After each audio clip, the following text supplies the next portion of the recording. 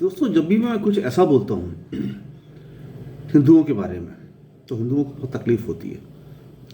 वो ऐसे पोस्टर पसंद नहीं करते।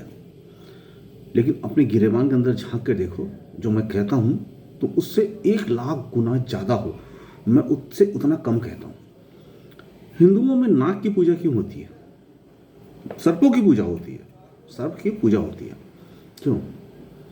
क्योंकि हिंदू कैरेक्टर से सर्प होते हैं। मुसलमान नहीं सर्प की पूजा करते हैं, चांद तारे की पूजा करते हैं। वो उनका अल्लाह वही है, वही चांद तारे। हम सब भी चांद तारों से आए हुए हैं। हिंदू क्यों करते हैं? क्योंकि हिंदू ने आज दिखाया है कि हम सर्पों की पूजा क्यों करते हैं। क्योंकि सर्प में एक क्वालिटी होती है, वो अपने बच्चे को खा जाता है। बड़ा सांप छोटे अपने बच्चे को ही खा जाता है। तो हम साहब वो लोग हैं जो अपने बच्चों को ही खा जाते हैं। आज की जनता क्या कर रही है? अपने बच्चों को खा रही है, अपने बच्चों के भविष्य को खत्म कर रही है। उसको कोई चिंता नहीं है कि आज जो देश में हो रहा है उससे मेरे बच्चों के ऊपर क्या असर होगा। मैं तो आज गुजरात में घूम के जब भी निकल के जाता हूँ, कहीं भी निकल से जाता हूँ, महाराष्ट्र से गुजरात गया, एमपी से गुजरात गया, पुलिस वालों के साथ हाथ में डंडे लिए हुए विदाउट यूनिफॉर्म गुंडे खड़े रहते हैं। यानी आपके पहले जॉब लेंगे, आप बेरोजगार हो जाओगे। बेरोजगार हो जाओगे तो क्या करोगे? पढ़ाई लिखाई तो करोगे नहीं, वो तो काम नहीं आई। आप गुंडागर्दी बदमाशी करोगे, उसके लिए आपको हायर किया जाएगा। ले भाई 100 रुपये देते हैं, खाना देते हैं, इसको 4 डंडे मार के आ जा, तो ऐसा करके आ जा। तो एक नई फोर्स, जो गुंडा फोर्स, पुलिस मिलिट्री के बाद अब गुंडा, प्राइवेट गुंडा फोर्स, वो अब स्टार्ट हो गया जगह जगह पे। उसके बाद देश में मुझे देखिए, आज विनय दुबे की वीडियो में देख रहा था और पढ़ रहा था। साहब, कृषि बिल इसलिए लाया गया ताकि अंबानी अडानी ने अपने गोडाउन खोलने हैं। अंबानी ने फ्यूचर ग्रुप को हायर कर लिया, बिग बाजार वाले, ताकि वो सारा सामान बेच सके। रिलायंस ऑलरेडी है, अडानी ने का नया कोई खोल लेगा। उसने 100 एकड़ में गोडाउन बना रहा है हरियाणा पंजाब साइड में।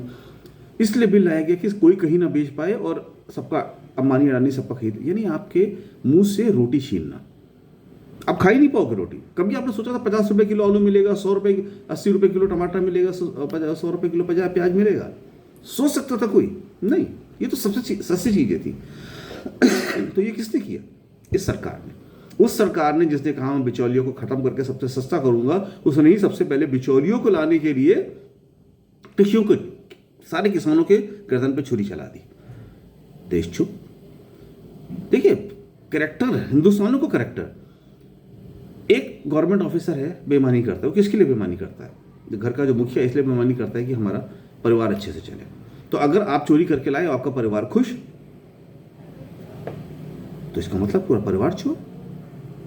आप चोरी करने पे खुश तो पूरा परिवार चोर। मुझे अपने पिता का याद है, मुझे अपने परिवार का याद है।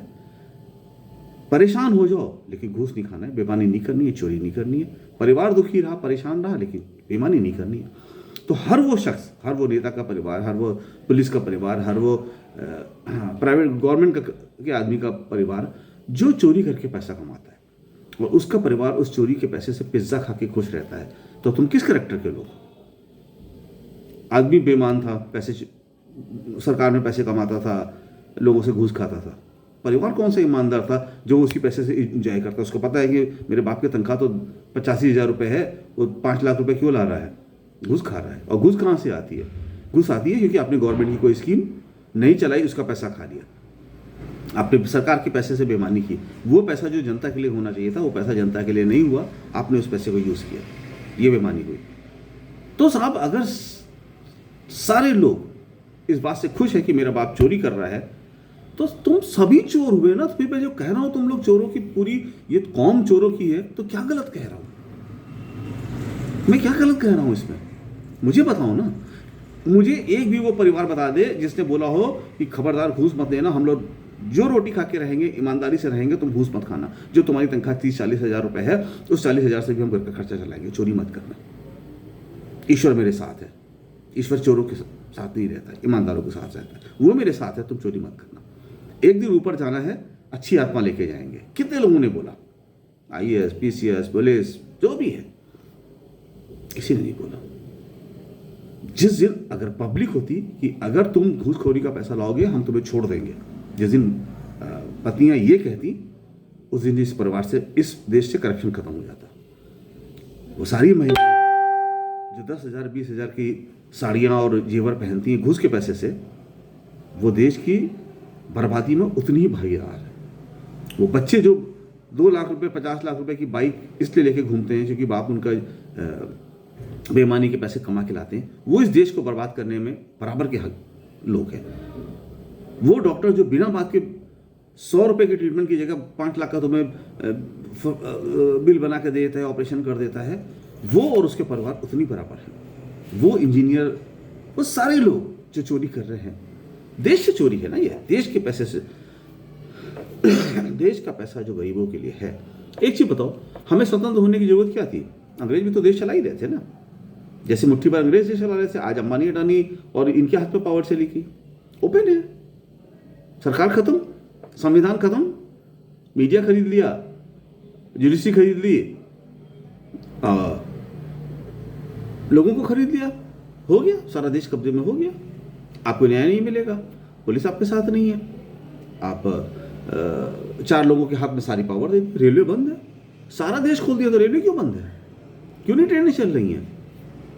इसलिए कि मैं एक बताऊं, एक कहीं ना कहीं ये षड्यंत्र हो गया है सब पार्टियों के बीच में और सब राज्यों के बीच में कि भाई चल सब तुम लोग अपना अपना रहो, ये राज्य तुम्हारा, ये हमारा। जैसे ये देश पूरा टूटे टूटे टुकड़े टुकड़े था, आज़ादी से पहले राजाओं के उसमें बटा था, आज उसको वैसी उसी स्थिति में लाया गया, क्योंकि ये वही लोग हैं जो अंग्रेजों के तलवे चाटते थे, जिन्होंने पाकिस्तान बनवाया।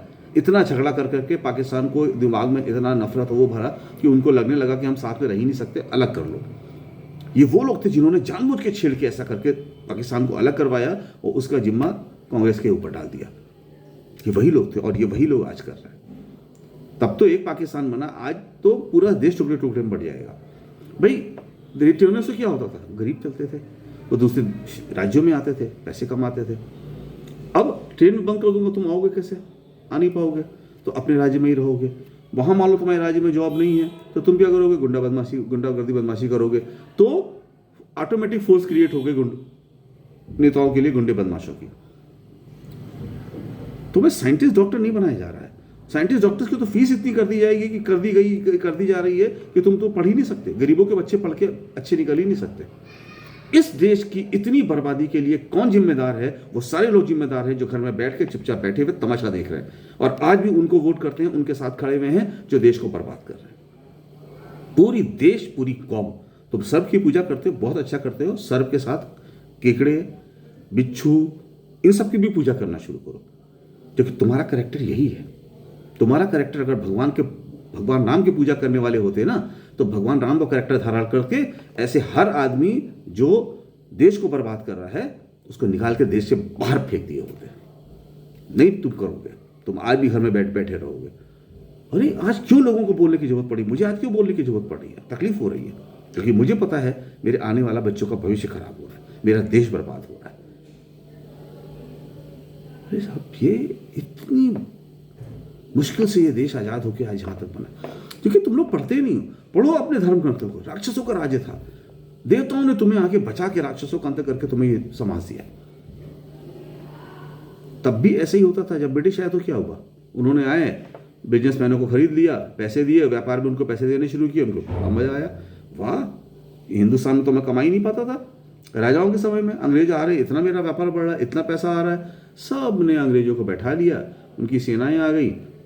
कपल अंबानी अडानी की सेनाएं आ जाएंगी, वो बोलेंगे मैं तो 100 करोड़ का मैं बिजनेस कर रहा हूँ, मेरे सुरक्षा के लिए आदमी चाहिए, उनको सुरक्षा के लिए आदमी हो जाएंगे, वही उनकी फोर्स पे कन्वर्ट हो जाएगा। अंग्रेजों ने भी तो यही किया कि साहब हम व्यापार कर रहे हैं, हमें खतरा है, मुझे सेना, मुझे अपने लोग चाहिए। उन्होंने अपने धीरे धीरे अपने लोग अपॉइंट करने शुरू किए, बाद में सेनाएं आ गई, आपके ऊपर कब्जा हो गया। कुछ दिन बाद यही होने वाला है, आपकी मिलिट्री पुलिस ही बढ़ जाएगी, बेरोजगार बढ़ जाएंगे, वो आ जाएंगे सब, उनकी सेना, उनकी अपनी सेना हो जाएगी। क्या हो रहा है? ये देश है, मजाक है? ये घर अपने घर के अंदर घरौंदा खेल रहे हो। शर्म आनी चाहिए तुम सब लोगों को शर्म आनी चाहिए। और अगर देश आज मेरा फिर से गुलाम होता है तो होना ही चाहिए कि तुम्हारे जैसे कैरेक्टर के लोग अगर इस देश में हैं तो वो स्वतंत्र रहने लायक ही नहीं है। ये कांग्रेस की बहुत बड़ी गलती थी, उन महान लोगों की, गांधी जी, नेहरू, वल्लभ भाई पटेल, इन लोगों की, शास्त्री जी की बहुत बड़ी गलती थी कि उन्होंने देश को आज़ाद कराया। तिलक जी की, राजेंद्र प्रसाद की, इनकी बहुत बड़ी गलती थी कि इन्होंने तुम्हें आज़ाद कराया।